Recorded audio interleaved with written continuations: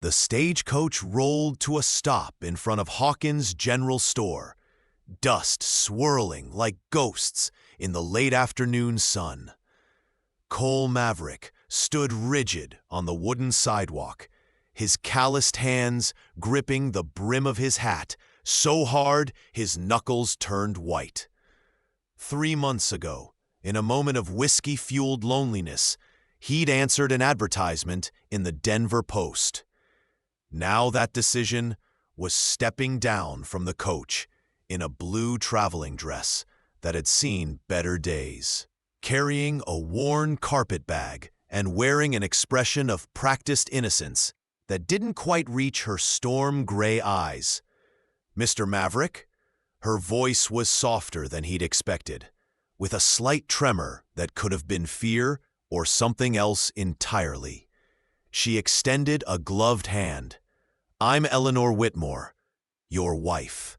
Before you continue with Eleanor and Cole's journey, I'd truly appreciate it if you could take just a moment to subscribe to our channel and leave a like on this video. Your support is incredibly important to us and motivates us to bring you more quality stories like this one. I'd also love to know, where are you listening to this story from? Are you at home, on a commute, or perhaps enjoying this tale while you work? Please share in the comments below." Cole took her hand briefly, feeling the delicate bones beneath the worn fabric. Up close, she was prettier than her photograph suggested. High cheekbones, full lips, and those eyes that seemed to calculate every detail of his face. But there was something else too, a wariness in the set of her shoulders, the way she angled her body as if preparing to run. "Welcome to Redemption Creek, Miss Whitmore," he said, his voice rougher than intended. "It's Mrs. Maverick now, I suppose." "I suppose it is." A ghost of a smile touched her lips. "Though the ceremony was done by proxy, wasn't it? I signed papers in Kansas City. You signed them here. Legal's legal." He reached for her bag, but she pulled it back instinctively, then forced herself to release it. That small gesture told him more than words could. She'd learned not to trust men with her belongings, or maybe with anything at all. His ranch sat 5 miles outside town, a modest spread of 300 acres with a cabin he'd built himself, a barn that leaned slightly to the left, and livestock that had seen him through 2 hard winters. As the wagon bounced along the rutted road, Eleanor sat beside him in silence, her hands folded primly in her lap, her eyes taking in everything: the distant mountains painted purple by the setting sun, the scrub brush dotting the landscape, the hawks circling overhead. "It's beautiful," she finally said, and he heard genuine appreciation in her tone. "It's hard," he corrected. "Beautiful don't mean easy. Winters here can kill you if you're not careful. Summers can bake you alive. And we're a full day's ride from the nearest doctor." "I'm not afraid of hard work, Mr. Maverick." "Cole," he said, "if we're married, you might as well use my Christian name. Cole." She tested it on her tongue. "And you may call me Eleanor, or Ellie if you prefer." He nodded, keeping his eyes on the road. The truth was, he didn't know what to call her, didn't know what to do with her. The cabin suddenly seemed too small in his mind, too intimate. He'd been alone for 3 years, ever since. "We're here." The cabin looked smaller than she'd imagined from his letters, but sturdy. Smoke curled from the chimney, which surprised her until she remembered he'd mentioned his ranch hand, Miguel, who helped with the cattle. A dog, some mix of shepherd and wolf, bounded toward them, tail wagging. "That's Bear," Cole said, climbing down and offering his hand to help her from the wagon. "Useless as a guard dog, but he keeps the coyotes nervous." Eleanor accepted his hand, feeling the strength in his grip, the calluses that spoke of years of hard labor. He was taller than she'd expected, broader through the shoulders, with sun-darkened skin and eyes the color of whiskey. A scar ran from his left eyebrow into his hairline. She found herself wondering about its origin, then caught herself. She couldn't afford to be curious about him. Curiosity led to attachment, and attachment led to pain. The interior of the cabin was cleaner than she'd anticipated. A large stone fireplace dominated one wall. A handmade table and chairs occupied the center, and in the corner sat a rope bed covered with what looked like a hand-stitched quilt. One bed. Her throat tightened. "I'll sleep in the barn," Cole said quickly, reading her expression. Until you're comfortable, or until you decide to head back to Kansas City. I won't hold you here against your will, Eleanor. That wasn't part of our agreement." She turned to face him, really looking at him for the first time. There was kindness in his eyes, but also a deep sadness that mirrored her own. "I have nowhere to go back to, Cole. That's why I'm here." He nodded slowly. "Fair enough. I'll bring in some water so you can wash up. Miguel left stew on the fire. You must be hungry." As he headed back outside, Eleanor sank onto one of the chairs, her carefully maintained composure finally cracking. She'd traveled 800 miles to marry a stranger because her other options had been starvation or worse. The factory where she'd worked had closed. Her landlady had threatened to sell her belongings for back rent. And the man who'd been courting her, if his aggressive pursuit could be called courtship, had made it clear he expected payment for his protection. So she'd answered Cole Maverick's advertisement.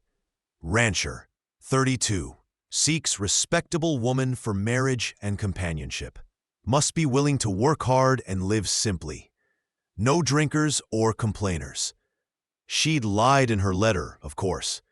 Made herself sound more domestic than she was. More demure. More suitable. The mail-order wife arrived as if she knew nothing. But she knew how to drive the cowboy crazy. Her mother had once warned her. Men want innocence, but they marry experience dressed up as innocence. So she'd become exactly that. Over the next few weeks, Eleanor settled into a routine that surprised them both. She rose before dawn to make breakfast, spending those quiet morning hours learning the rhythm of the ranch. Cole would come in from his first check of the cattle, his hair damp from washing at the pump, his shirt clinging to muscles earned from years of physical labor. She'd pour him coffee, their fingers brushing as he took the cup, and she'd feel that jolt of awareness that she'd been trying so hard to ignore. "You didn't have to mend my shirts," he said one morning, nodding toward the neat pile on the chair. "They needed mending. You didn't have to make curtains either, or plant that herb garden, or organize the—" "Cole," she turned from the stove, spatula in hand. "If I'm going to live here, I'm going to make it a home, unless that bothers you." Something flickered in his eyes. Surprise, maybe, or gratitude. "No, ma'am, it doesn't bother me at all." But she was bothering him in other ways. Ways he hadn't anticipated. The way she hummed while she worked. Old songs he didn't recognize. The way she'd sit on the porch in the evenings, reading by lamplight. One bare foot tucked under her skirt. The way she laughed, genuinely laughed, when Bear brought her a dead rabbit like it was a precious gift. She was getting under his skin, and Cole didn't know how to stop it. One afternoon, he came back to find her in the corral with Dancer, his most temperamental mare. Eleanor stood perfectly still, hand extended, speaking in low, soothing tones. The horse, who'd thrown 2 experienced riders in the past month, walked right up to her and nuzzled her palm. "You're good with horses," he said from the fence rail. Eleanor didn't startle, though she must not have heard him approach. "My father kept a stable in Philadelphia. Before he drank it away, it was the first personal detail she'd shared. Cole filed it away carefully. "Will you ride with me tomorrow? I need to check the north pasture, and I'd like the company." She turned to look at him, and for a moment he saw past her careful mask to the loneliness beneath. "I'd like that." The ride became a turning point. Away from the cabin, away from the careful distance they maintained. Conversation came easier. She told him about Philadelphia, about the factory work, about the women she'd lived with in a boarding house where they'd shared dreams and disappointments in equal measure. He told her about his parents, who died of cholera when he was 15, about building this ranch from nothing, about his late wife, Sarah, who died in childbirth along with their daughter 3 years ago. "I shouldn't have sent for you," he said suddenly, the words pulled from somewhere deep. "It wasn't fair. I'm not looking for love, Eleanor. That part of me died with Sarah." She reined in her horse, forcing him to stop too. The sun was high overhead, making her hair glow like captured fire. "I'm not looking for love either, Cole. I'm looking for safety, for a place to belong. We made an agreement, companionship and work, nothing more." "Nothing more," he echoed. But even as he said it, he knew they were both lying. That night, a storm rolled in from the mountains, one of those violent summer tempests that turned the sky black and shook the earth with thunder. Eleanor woke to find water dripping through a gap in the roof, directly onto the quilt. She scrambled up, trying to move the bed, but it was heavy and awkward. The door burst open, and Cole appeared in his undershirt and pants, hair wild. "The roof! Damn it! I knew that section was weak. Help me get the bed moved." Together, they shoved the furniture aside. Lightning illuminated the cabin in stark white flashes, and in one of those moments, Cole looked at her. Really looked, seeing her nightgown dampened by rain, her hair loose around her shoulders, her eyes bright with something that wasn't fear. "Eleanor," he said, and her name on his lips sounded like a prayer. "Don't," she held up a hand. "Don't say something we'll both regret." "I think it's too late for that." Another crack of thunder, closer this time. The lamp flickered and died, plunging them into darkness broken only by lightning. In that strobing illumination, she crossed the space between them, her hand reaching for his face, tracing the scar she'd wondered about for weeks. "How did you get this?" "Bar fight.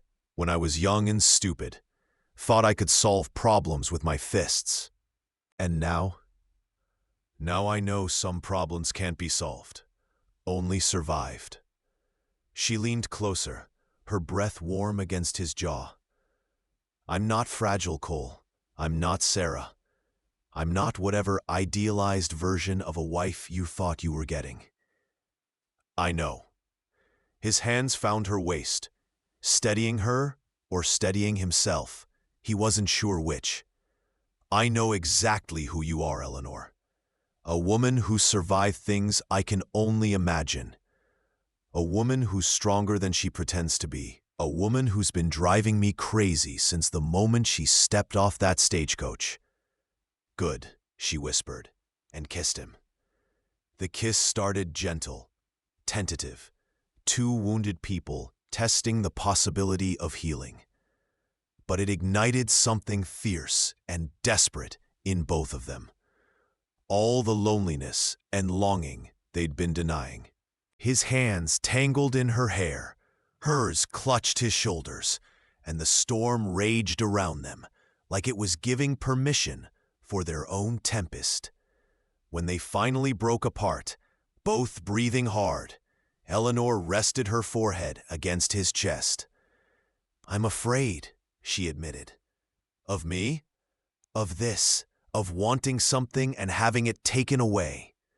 Cole lifted her chin, so she had to meet his eyes. "I'll die before I hurt you, Eleanor. That's a promise. People can hurt each other without meaning to. You're not property. You're a person, my equal. And if we do this, if we make this marriage real, it's going to be because we both choose it, every day, not because some papers say we're bound." She searched his face, looking for deception or hidden cruelty, but found only raw honesty. "Every day," she repeated. "Together. Together." They stood like that until the storm passed, the rain softening to a gentle patter on the roof. In the morning, there would be work to do, the leak to fix, the cattle to check, a life to build. But for now, they held each other in the darkness, two broken people, discovering they might fit together after all. The peace lasted 3 weeks. Eleanor was hanging laundry on the line when she saw the rider approaching, a well-dressed man on an expensive horse, completely out of place in this rough country. Ice flooded her veins. She knew that silhouette, would have recognized it in her nightmares. "Eleanor!" Cole called from the barn, having spotted the stranger too. He walked toward her, his hand resting casually on the gun at his hip. "You know this man." "His name is Vernon Blackwood," she said, her voice flat. "He's from Kansas City." The rider dismanned, his smile revealing teeth too white, too perfect. He was handsome in a polished way that made Cole's rough masculinity look genuine by comparison. "Eleanor, my dear, you've led me on quite a chase." "I'm not your dear. I'm Mrs. Maverick now, legally married." Vernon's laugh was cultured, dismissive. "A mail-order marriage? Darling, that can be annulled. You know I've been patient, waiting for you to come to your senses. But running away? That was foolish." Cole stepped forward, placing himself between Eleanor and Vernon. "The lady says she's married. You heard her. Time for you to leave." "And you are?" Vernon's tone dripped condescension. "The husband and the man who's about to throw you off his land if you don't mount up and ride out." Vernon's expression hardened. "Eleanor owes me money. $300 I lent her for her mother's medical care. I have the promissory note. If she can't pay, and I know she can't, then she'll have to work it off, in Kansas City, under my supervision." Eleanor's face went white. Cole felt her trembling beside him, and something murderous rose in his chest. "How much did you really give her?" "I told you, 300. "How much?" Cole's voice was deadly quiet now. Vernon's smile faltered. $50, but with interest accumulated over 8 months. "You're a loan shark and a liar." Cole took another step forward. "There's no court that would uphold that note. Perhaps not in this backward territory, but in Kansas City I have friends, judges, police. Eleanor knows what happens to women who try to cheat their creditors." "I'll pay your $50, Cole said, "with reasonable interest, 20%. That's $70. But you'll sign a document releasing any claim on my wife, and you'll do it now, witnessed by the sheriff in town. Then you'll leave and never come back." Vernon studied them both, calculating. $100. And I want it today. 75, final offer. Or I can solve this the way my father would have, with a horsewhip and a warning that next time it'll be bullets. The two men stared at each other, violence hanging in the air like the scent of coming rain. Finally, Vernon nodded. "Fine, let's go to town. Your wife can stay here." "My wife comes with us. I don't leave her alone with men I don't trust." The transaction took 2 hours. Sheriff Morrison witnessed the document, raising his eyebrows at the terms, but saying nothing. Cole counted out $75 in gold, a significant portion of his savings, and Vernon signed the release with a flourish. "You're making a mistake, Eleanor," Vernon said as he pocketed the money. "That cowboy can't give you what I could have. Respectability, culture, a real future." "He gives me something worth more than all of that," Eleanor replied, her voice steady now. "Freedom." On the ride home, she finally broke. "That was your cattle money, your payment for the fall sale. Cole, I'm so sorry.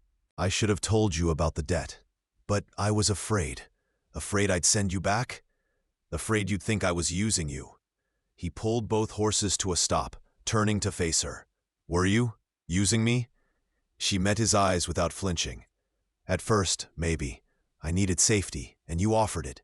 But now," she swallowed hard, "now I'd rather starve than lose this." "Lose you? Then we won't lose it." He reached across the space between their horses, taking her hand. "We'll rebuild the savings. Together. That's what marriage is, isn't it? Facing the hard things together. I don't deserve you. You deserve better than me. But you're stuck with what you've got.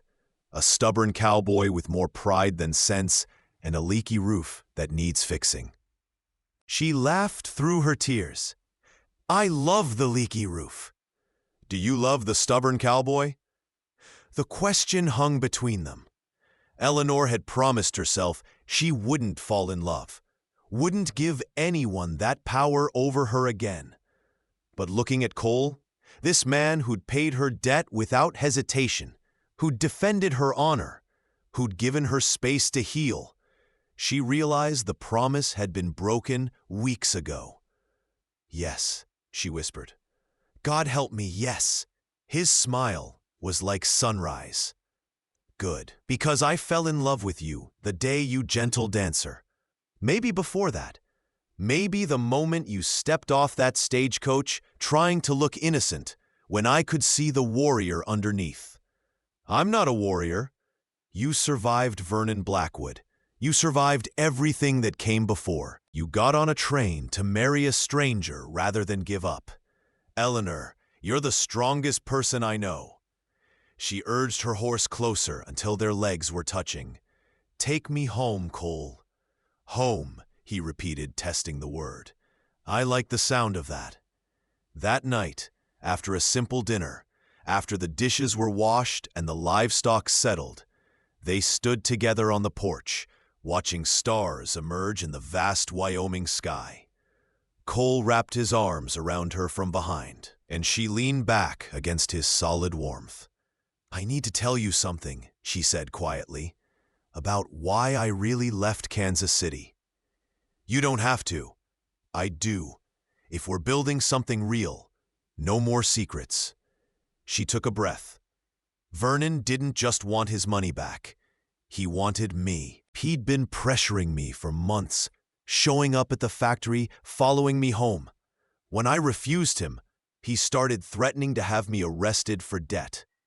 I knew it was only a matter of time before he'd force the issue one way or another. So I ran. Cole's arms tightened around her. "Did he ever hurt you?" "He tried, once. I hit him with a chamber pot and ran." She felt Cole's chest shake with surprised laughter. "It's not funny." "It's a little funny. I'm just sorry you had to face that alone." "I'm not alone anymore." "No," he agreed, "you're not." Fall arrived with a vengeance, bringing early frost and the hard work of preparing for winter. Eleanor learned to churn butter, to preserve vegetables, to mend harnesses and patch leaks. Her hands grew calloused, her skin sun-darkened, her body stronger. She'd never felt more capable. One October afternoon, she was mixing bread dough when Cole burst through the door, his face pale beneath his tan. "Eleanor, I need you to do something for me." Her heart seized. "What's wrong?" "Miguel's been hurt. Tree fell on him, up in the north timber. His leg's broken bad, maybe worse. I need to bring him down, but it's a two-man job, and I need someone I trust to handle the horses while I secure him to the travois. I'll get my coat. Eleanor, it's going to be rough. If you're not comfortable, Cole. She gripped his shoulders, making him look at her. I'm your wife, your partner. Stop trying to protect me from life, and let me help. He nodded, something fierce and proud shining in his eyes. Let's go. The ride to the North Timber took an hour, following a treacherous path that wound up the mountainside. Miguel lay where Cole had left him, covered with a blanket, his face gray with pain. Eleanor swallowed her fear and got to work, holding the horses steady while Cole carefully lifted the injured man onto the makeshift stretcher. This is going to hurt, Cole warned. Do it. Miguel gasped in Spanish-accented English. Just get me down. The journey back was a nightmare. Every jolt made Miguel cry out, despite his efforts to stay quiet. Eleanor rode ahead, picking the smoothest route possible, calling back warnings about rocks and ruts. Her heart pounded, but her hands stayed steady. At the cabin, they got Miguel inside and onto the bed. Eleanor had already sent Bear running to the neighbor's ranch, a prearranged signal for help. Within 2 hours, the neighbor arrived with his wife, who had nursing experience. Legs broken in 2 places, Mrs. Henderson announced after examining Miguel. But clean breaks. He'll heal if infection doesn't set in. You did good getting him down so fast. Cole looked at Eleanor. We did good. Over the next 2 weeks, Eleanor nursed Miguel through fever and pain, changing bandages, forcing broth down his throat, sitting up nights when the pain was worst. Cole watched his wife transform into exactly what he'd needed without knowing it. Not just a housekeeper or a cook, but a true partner. She's a keeper, Miguel said one afternoon when Eleanor was outside.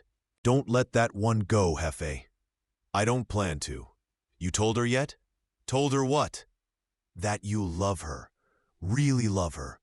Not just she's useful love, but I'd burn this ranch to the ground if it meant keeping her safe, love.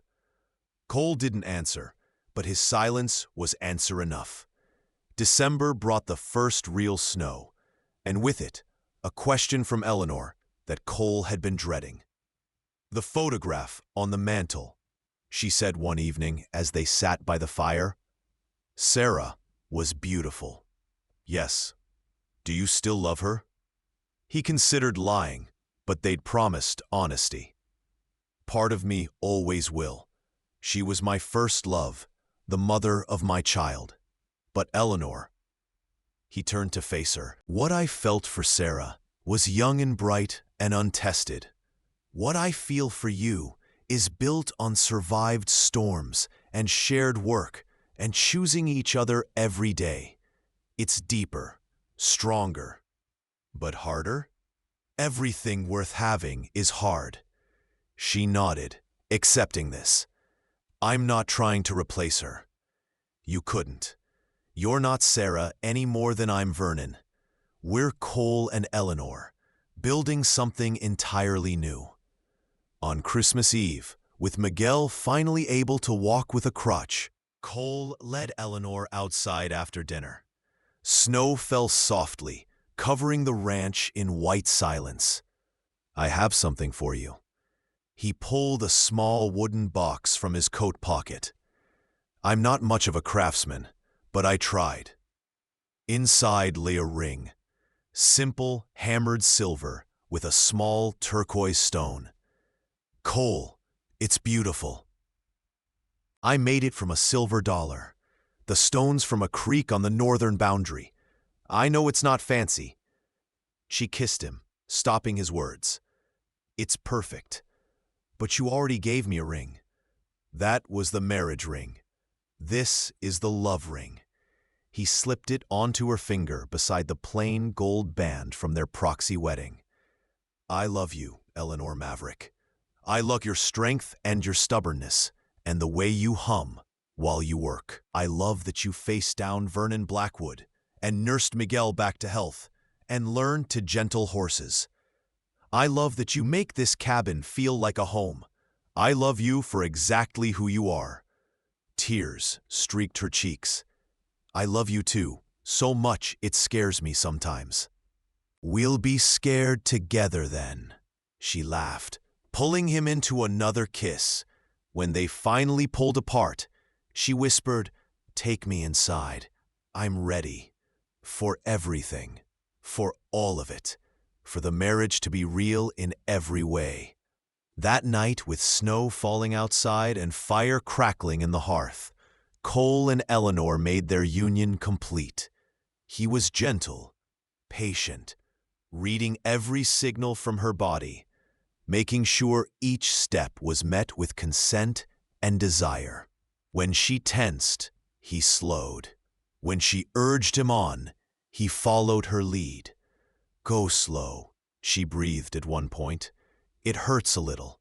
I'll die before I hurt you," he reminded her, and the tenderness in his voice made her heart crack open even further. Afterward, lying tangled together in the lamplight, Eleanor traced the scars on his chest. Marks from barbed wire, from a horse's kick, from a knife fight he'd never told her about. "Every scar tells a story," she said. "What story does yours tell?" He touched a small mark on her shoulder. "That I survived, that I'm still here. We're both still here," he corrected. "Together." "Together," she echoed, and kissed him again. Spring came early that year, bringing wildflowers and newborn calves and a letter that made Eleanor go pale. "It's from my sister," she said, staring at the envelope. "I didn't know she'd been looking for me." Inside, the letter explained that their father had died, leaving a small inheritance. Nothing substantial, but enough to cover the money Cole had paid Vernon, and then some. "You can rebuild your savings," Eleanor said, hope and relief mixing in her voice. "Our savings," Cole corrected. "What's mine is yours, remember? Then what's mine is yours too." She handed him the letter about the inheritance. $400. We could fix the barn, buy breeding stock, maybe even add onto the cabin. Or, Cole said slowly, we could use some of it to bring your sister here for a visit, if you'd like that. Eleanor's face lit up. "Really? Family's important, and I figure I should meet the woman who raised the love of my life." The wedding happened in June, in a small church in Redemption Creek with half the town in attendance. It wasn't legally necessary.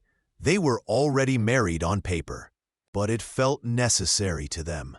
This public claiming of each other, this celebration of what they'd built.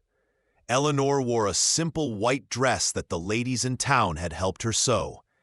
Cole wore his best suit, looking uncomfortable but proud.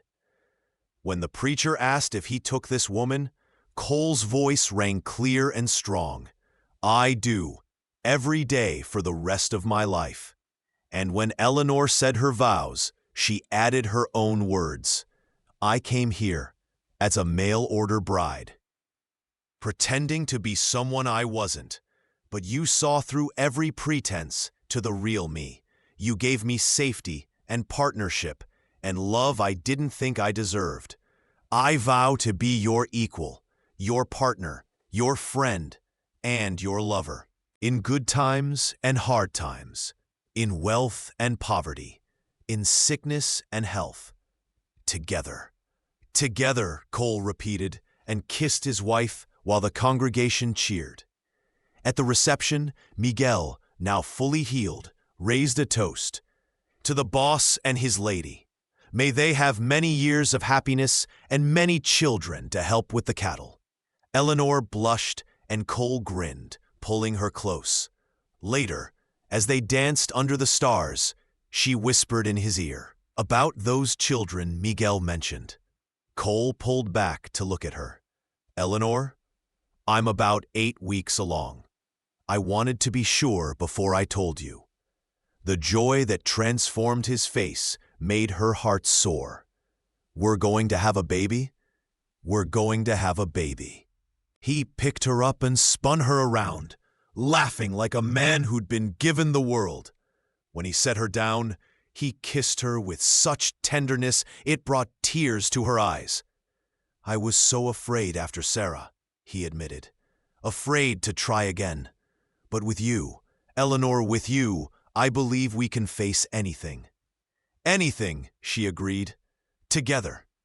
The years that followed were hard, as all years in that country were hard. There were droughts and harsh winters, sick cattle and broken equipment. But there were also 3 healthy children, 2 boys and a girl, who learned to ride before they could walk. There were summer evenings on the porch, Cole teaching the oldest to whittle while Eleanor nursed the baby. There were neighbors who became friends, and a community that grew around them. On their 10th anniversary, Cole and Eleanor stood on that same porch, watching their children play in the yard. The cabin had been expanded, the barn rebuilt, the herd increased. But more than that, they'd built something invisible and unshakable, a partnership forged in honesty and hardship and love. "Do you ever regret it?" Cole asked. "Answering my advertisement?" Eleanor leaned into his embrace, watching their daughter try to teach their youngest son to gentle a horse. "Not for a single moment, though I do wonder sometimes what you thought when you first saw me." "I thought you were the most beautiful liar I'd ever met," he said honestly, "pretending to be innocent when I could see the survivor underneath." She laughed. The mail-order wife arrived as if she knew nothing, but she knew how to drive the cowboy crazy. "That's what my mother used to say." "Your mother was right. You've driven me crazy every day since. But it's the best kind of crazy. The kind where I can't imagine my life without you in it." Eleanor turned in his arms, standing on tiptoe to kiss him. "Then we're both crazy. Together." "Always together," Cole agreed, and kissed his wife as the sun set over their ranch, over the life they'd built, over the love that had grown from desperate necessity into something beautiful and true. The winter of their 12th year brought a challenge neither had anticipated. Eleanor was pregnant again, their 4th child. But this pregnancy felt different from the start. The exhaustion was deeper, the sickness more persistent. By her 5th month, she could barely keep food down, and her once vibrant energy had faded to a pale shadow. "You need to see a doctor," Cole said for the 10th time as he helped her back to bed after another bout of illness. "The doctor's 2 days' ride in good weather," Eleanor protested weakly. "And it's January, Cole. The passes are snowed in." "Then I'll bring him here when the thaw comes. Eleanor, this isn't normal." She gripped his hand, feeling the fear beneath his insistence. Sarah had died in childbirth. He'd never said it aloud, but she knew that ghost haunted every pregnancy. "I'm not Sarah. I'm stronger than I look, remember?" "You're also stubborn as a mule," but his voice softened as he brushed hair from her forehead. "I can't lose you, Eleanor. These kids can't lose you. I need you to fight whatever this is." "I'm fighting," she promised, "every day." But as winter deepened, Eleanor grew weaker. She tried to hide it, tried to maintain the routines that held their household together. But there were mornings when she couldn't rise from bed. The children, 10-year-old Jacob, 8-year-old Thomas, and 5-year-old Sarah, learned to manage breakfast themselves, their usual childhood chaos subdued by worry. Miguel, who'd stayed on as foreman and had become part of their family, took over more of the ranch management. Mrs. Henderson, their neighbor, began visiting daily, bringing soups and tonics and her no-nonsense presence. "The baby's taking too much from her," Mrs. Henderson told Cole privately one afternoon. "I've seen this before. Sometimes a pregnancy just drains a woman." And with Eleanor already worn down from 3 children and running this ranch, what can we do? Pray, rest, and get her to a real doctor as soon as the pass is clear. That night, Cole lay beside Eleanor, listening to her labored breathing. In the lamplight, she looked ethereal, like she might slip away if he didn't hold on tight enough. He thought about their journey, from that first awkward meeting at the stagecoach to this moment, where the thought of losing her felt like contemplating the end of the world. Cole, her voice was barely a whisper. I'm here. If something happens, nothing's going to happen. If it does, she insisted, promise me you'll tell the children I fought, that I wanted to stay, that loving them, loving you, was the greatest gift of my life. Eleanor, promise me. Her hand found his in the darkness, squeezing with what little strength she had left. I promise, but you're going to tell them yourself. You're going to survive this, and we're going to have this baby, and 20 years from now, we'll be old and gray and watching our grandchildren play in this same yard. I like that vision. Then hold on to it. Fight for it. I am, Cole. God, I am. February brought a brief warm spell that melted the higher passes just enough for travel. Cole didn't hesitate. He bundled Eleanor in every blanket they owned, settled her in the wagon on a bed of straw, and drove through the night to reach the doctor in Cheyenne. Dr. Marcus Webb was a young physician who'd trained back east before seeking adventure in the territories. He examined Eleanor thoroughly, while Cole paced the hallway, his boots wearing a path in the wooden floor. Mr. Maverick, the doctor finally called him in. Your wife is severely malnourished. The pregnancy is viable, but it's consuming resources she doesn't have. I'm going to keep her here for 2 weeks, get some weight back on her, treat the anemia. But I need to be honest with you. This delivery is going to be difficult, perhaps dangerous. Cole felt his world tilt. What are the options? We continue the pregnancy with intensive medical support, or... Dr. Webb hesitated. There are procedures, not legal everywhere, but I'm willing to perform them if the mother's life is at risk. No, Eleanor's voice was weak but firm from the bed. No procedures. This baby deserves a chance. Eleanor, Cole moved to her side. I know what I'm asking. I know the risk. But Cole, I can't.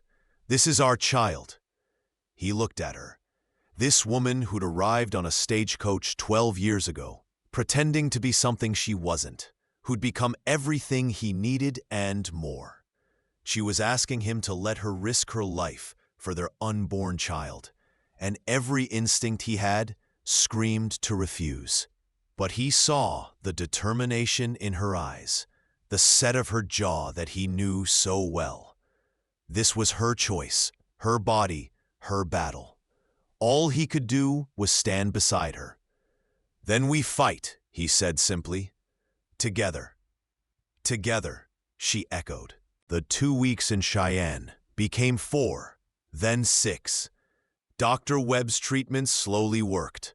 Proper nutrition, iron supplements, complete bed rest. Color began returning to Eleanor's cheeks. The baby kicked strong and regular. Hope, tentative at first, began to take root.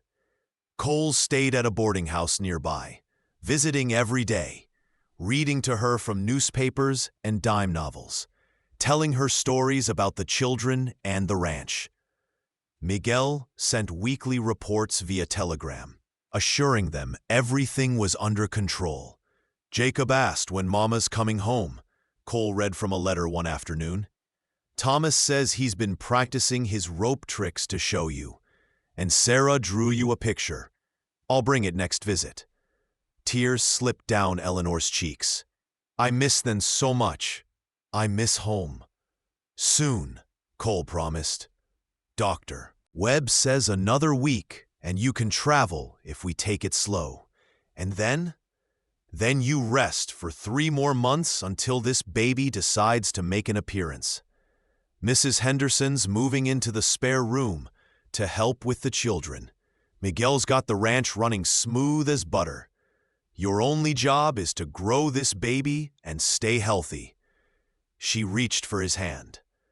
I'm sorry, Cole, for putting you through this. Stop.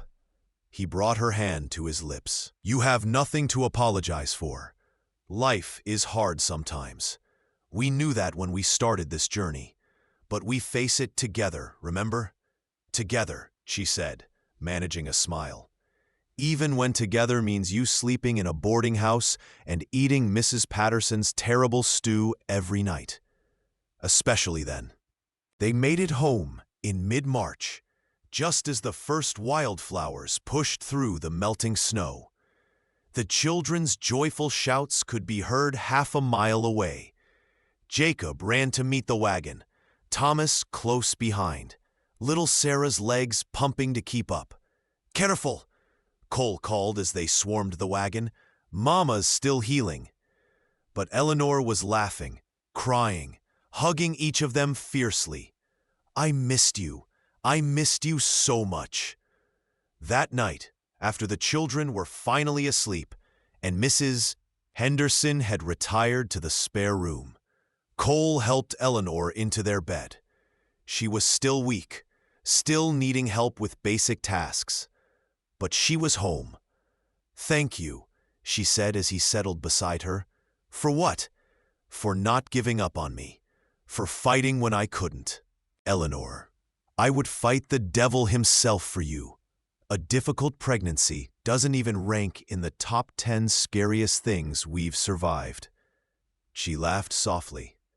What's number 1? That first night when the storm hit, and I realized I was falling in love with you. That was terrifying. Liar. You weren't falling in love that night. Wasn't I? He turned to face her in the darkness. You were soaked to the skin, hair wild, looking at me like you wanted to devour me whole. And I thought, this woman is going to ruin me in the best possible way. Terrifying. I did want to devour you, she admitted. Still do. Well, you'll have to wait a few more months for that kind of activity. 1. But he pulled her close, careful of her belly. This is enough for now. Having you here, alive, fighting, this is everything. April melted into May, and Eleanor slowly regained her strength. She still tired easily, still needed afternoon rests, but she could walk to the chicken coop, could sit on the porch snapping beans while Sarah played nearby. The baby moved constantly, a reassuring presence. Active little thing, Dr. Webb commented during one of his visits. He'd taken to riding out monthly to check on Eleanor, fascinated by the case and genuinely invested in her survival. Strong heartbeat, good size. I think we might actually pull this off, Mrs. Maverick. I never doubted it. She lied. Cole squeezed her hand. They both knew she doubted plenty of times, especially on the dark nights when the baby was still and fear crept in like fog. The labor started on a bright June morning, 3 weeks before Eleanor's expected time. She was hanging laundry, against Cole's protests, when the first contraction hit hard enough to drop her to her knees. Miguel! Cole's shout brought the foreman running. Ride for Dr. Webb, fast as you can. Mrs. Henderson, get the children to the barn, and keep them there. Eleanor, come on, let's get you inside. The next 12 hours were the longest of Cole's life. Dr. Webb arrived by mid-afternoon, his calm presence steadying everyone. But as evening fell and Eleanor's labor intensified, Cole saw the worry in the doctor's eyes. The baby's positioned wrong, Dr. Webb said quietly. Breech, I'm going to have to turn it. Will that hurt her? Yes, but it's necessary. Cole gripped Eleanor's hand as Dr. Webb worked. Her screams tore through him like bullets. He'd faced down armed men, survived winters that killed livestock, broken bones and nursed wounds, but nothing had prepared him for this. His wife in agony, and him powerless to stop it. "Almost there," Dr. Webb encouraged. "Eleanor, you're doing amazing. One more. There. Baby's turned." But the relief was short-lived. The delivery itself was brutal and long. Eleanor pushed until she had no strength left, then pushed more. Mrs. Henderson wiped her forehead with cool cloths. Cole whispered encouragements, promises, prayers. Finally, as the sun set in brilliant orange and gold, a baby's cry split the air. "It's a girl," Dr. Pern Webb announced, holding up a tiny, squalling infant. "Small but healthy. Congratulations." But Cole's attention was on Eleanor, who'd gone terrifyingly still. "Eleanor? Eleanor?" "She's just exhausted," Mrs. Henderson said quickly, though her voice held uncertainty. "Eleanor, dear, wake up. Your baby needs you." For a heart-stopping moment, nothing happened. Then Eleanor's eyes fluttered open. "The baby?" "Healthy," Cole said, his voice breaking. "A girl. Perfect." Dr. Webb placed the baby in Eleanor's arms. She was tiny, dark-haired like her mother, with Cole's golden brown eyes. Eleanor stared at her daughter with wonder and exhaustion in equal measure. "Hope," she whispered. "Her name is Hope." "Hope," Cole repeated, and it felt like a promise, a prayer answered, a future secured. The recovery was slow. Eleanor couldn't walk for a week, couldn't manage the stairs for 2. But gradually, with Mrs. Henderson's help and Cole's devoted care, she healed. Baby Hope grew stronger each day, her cries filling the house with new life. One evening, 2 months after Hope's birth, Eleanor sat on the porch with the baby, while Cole played with the older children in the yard. The sun was setting, painting the sky in shades of rose and purple. She felt Cole settle beside her, his arm coming around her shoulders. "Penny, for your thoughts. I'm thinking about how different my life could have been if I hadn't answered your advertisement, if I'd stayed in Kansas City, if I'd given up during the pregnancy. But you didn't. No, I fought. We fought." She looked up at him. "This is what I was meant for, Cole. Not fancy dresses and society parties. This, you, our children. This life we've built from nothing. It hasn't always been easy. Nothing worth having is easy. You taught me that." He kissed the top of her head, breathing in the scent of her hair. "Soap and milk and home. I love you, Eleanor Maverick. Every stubborn, fierce, beautiful part of you. And I love you, even when you're overprotective and bossy and won't let me hang laundry." "That was one time, and you'd just given birth." "It was 3 times, she corrected, laughing. "But I forgive you." They sat in comfortable silence, watching their children play, holding their newest addition. The ranch spread out before them, not the biggest or the richest, but theirs, built with sweat and tears and love and the kind of stubbornness that refused to quit when things got hard. "Cole?" Eleanor said softly. "Thank you for seeing me, really seeing me. Not the innocent act I put on, but the real woman underneath. Thank you for letting me see her, and for giving me a life I didn't think I deserved after Sarah. We both deserve this. We both earned it." "Together," he said. "Always together," she agreed, and leaned into his embrace as the stars began to appear overhead, constant and bright as the love they'd built from a mail-order marriage and transformed into something eternal. 5 years later, The Maverick Ranch had become a fixture in Redemption Creek's landscape. 7 children now filled the house with noise and laughter. The 3 oldest helping with ranch work, Sarah mothering the younger ones, and Hope proving herself as spirited as her namesake suggested. Eleanor was pregnant again, though this time she was careful, eating well and resting when needed, having learned hard lessons from Hope's difficult birth. The latest challenge arrived on a sweltering July afternoon in the form of a government surveyor and a notice that made Cole's jaw clench with fury. "Railroads coming through," he told Eleanor that evening, his voice tight. "They're claiming eminent domain on our northern pasture, the best grazing land we have." Eleanor set down her knitting, her hand instinctively moving to her growing belly. "Can they do that?"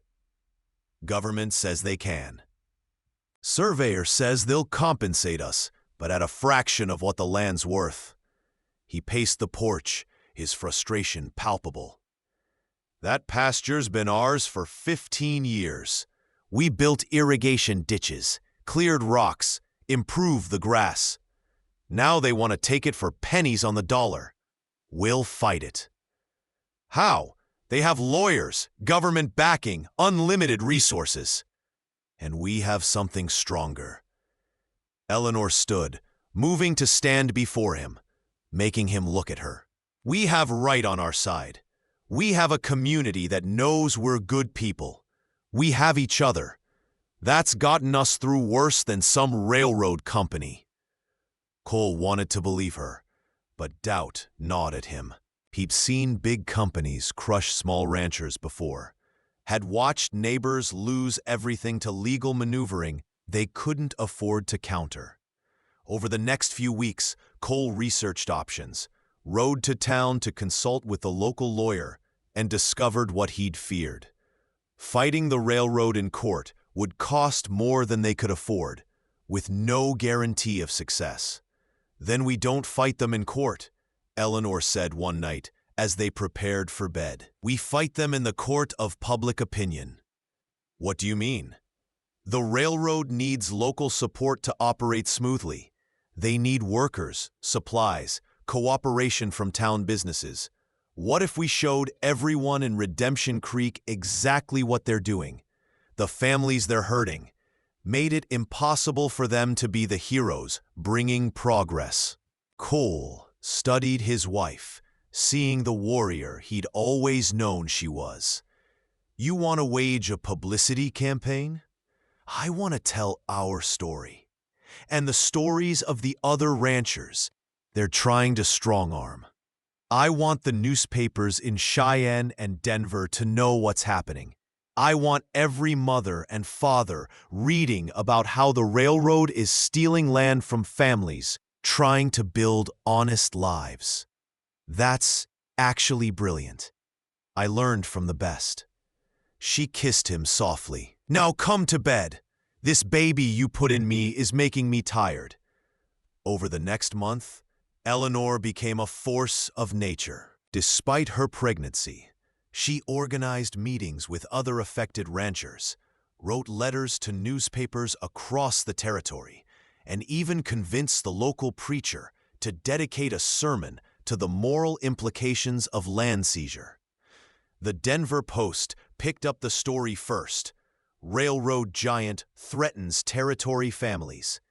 Then the Cheyenne Tribune. "Progress or plunder?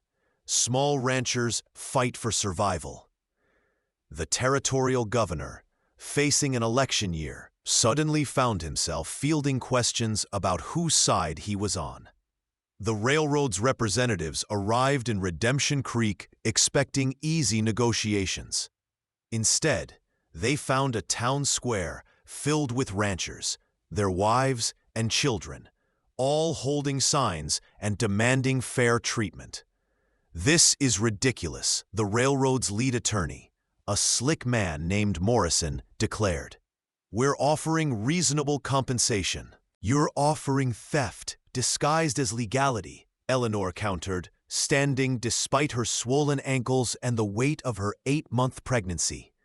You're taking land families have worked for decades and giving them a fraction of its value. That's not compensation. That's robbery. The crowd roared approval. Morrison's face reddened. Mrs. Maverick, perhaps you should let the men handle. The men? Eleanor's voice could have cut glass. Mr. Morrison, I've survived things you couldn't imagine. I've nursed children through fever, delivered a baby that almost killed me, and helped build a ranch from raw wilderness. Don't you dare suggest I'm not capable of understanding land theft when I see it. The Cheyenne Tribune reporter scribbled furiously. This was the story he hoped for. A pregnant rancher's wife standing up to corporate power. It would sell papers for weeks. 2 days later, the territorial governor announced a review of all eminent domain claims. A week after that, the railroad made a new offer. Fair market value for the land, plus compensation for improvements, plus the option to buy it back at the same price if the railroad abandoned the route within 5 years. We did it, Cole said that evening, holding the revised contract. Eleanor, we actually did it. She smiled wearily from the rocking chair, where she'd been resting. We stood our ground. That's what we do. You stood our ground. You're amazing. I'm exhausted is what I am. This baby better appreciate the drama I've been causing on its behalf. The baby, another boy they named Daniel, arrived 2 weeks later, healthy and loud and utterly oblivious to the controversy his mother had stirred up while carrying him. The delivery was easier than hopes, a blessing Eleanor didn't take for granted. As summer faded into fall, life at the Maverick Ranch settled into a new normal. The railroad did come through eventually, but on the revised route that preserved most of the grazing land. The compensation money allowed Cole to buy the adjoining property when it came up for sale, expanding the ranch significantly. But more importantly, Eleanor's actions had created something unexpected, a network of ranchers' wives who now met monthly to discuss business, politics, and mutual support. They called themselves the Territory Women's Coalition, and within 2 years, they'd successfully lobbied for better school funding and health care access in rural areas.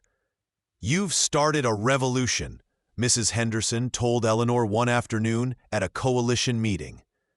I've started a conversation, Eleanor corrected, about women having voices in decisions that affect their families. That's not revolutionary. That's just common sense. But it was revolutionary in its way. Women who'd been silent partners in their ranches began attending town council meetings, demanding roads and bridges, negotiating directly with suppliers. The territory was changing, and Eleanor had helped light that spark. On their 15th wedding anniversary, Cole took Eleanor riding to the northern boundary of their property, the land they'd fought so hard to keep. They stood looking out over grass that stretched to the horizon, cattle dotting the landscape like living sculptures. Do you ever regret it? Cole asked. All of this, the hardship, the fights, the close calls?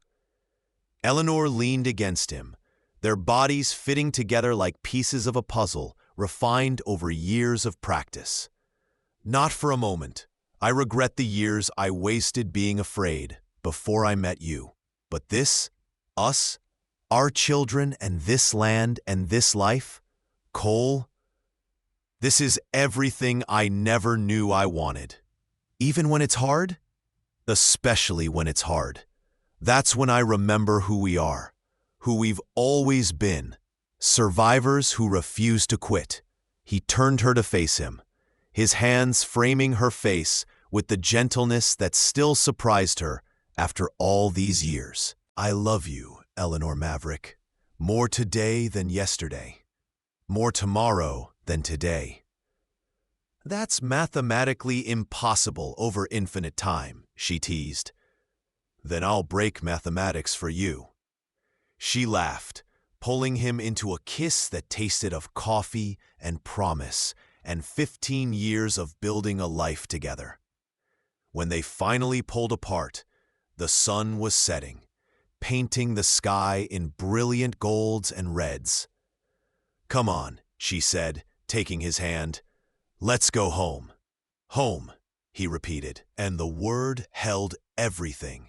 The cabin they'd expanded into a proper house, the children waiting for dinner, the land they'd fought to keep, the love they'd built from a desperate mail-order arrangement into something unshakable. As they rode back, Eleanor thought about that first day, stepping off the stagecoach, trying to appear innocent and demure, when inside she'd been terrified and calculating. She thought about Cole, seeing through her act immediately, but giving her space to become herself anyway. She thought about every challenge they'd faced, Vernon Blackwood's threats, Hope's dangerous birth, the railroad's attempts at theft, and how they'd survived each one together. The mail-order wife had arrived as if she knew nothing, pretending to be something she wasn't. But she'd found a man who didn't want her pretenses. He wanted her truth, her strength, her partnership. And together, they'd built something that would outlast them both. A legacy of love and stubborn determination and refusing to surrender when life got hard. That night, with their 8 children finally asleep and the house quiet, Eleanor and Cole sat on their porch, watching stars emerge in the vast Wyoming sky. "No regrets?" Cole asked again, softer this time. Eleanor took his hand, threading their fingers together the way they had 1,000 times before. "Not a single one. You? Only that I didn't find you sooner. We found each other exactly when we were supposed to. Any earlier, and we wouldn't have been ready for what we'd have to face. Always the wise one." "Someone has to be," she said, smiling. "You're too busy being noble and protective. I prefer devoted and cautious. Overprotective and stubborn," says the woman who organized a populist movement while 8 months pregnant. That was different. How? That was necessary. She turned to him, her face serious now. "Cole, everything we've done has been necessary. Fighting for this land, building this family, refusing to let circumstances break us. We've created something beautiful from nothing. That's not luck, that's choice. Every day choosing each other." "Every day," he agreed, "for the rest of our lives. And beyond if there's anything after this. Then I'll find you there too." He kissed her forehead, her cheeks, finally her lips. "In every life, I'll find you." They sat in silence, comfortable and complete, as the night deepened around them. Inside the house, their children dreamed of futures not yet written. On the land surrounding them, cattle grazed peacefully. In the town beyond, other families slept, made easier by the fights Eleanor had fought. But here, on this porch, 2 people who'd started as strangers bound by desperate circumstances had become something infinitely more valuable. Partners, lovers, friends, and warriors who'd faced down every challenge life threw at them. Together, always together. And that, Eleanor thought as Cole's arm tightened around her shoulders, was the greatest victory of all. Thank you so much for listening to this story. I'd love to know where you're enjoying this tale from. Are you listening at home, during your commute, or perhaps while working? Please subscribe to the From Wild West channel and share your thoughts in the comments below. What did you think of Eleanor and Cole's journey? Did their story of building love from a mail-order marriage resonate with you? Your feedback means the world to us.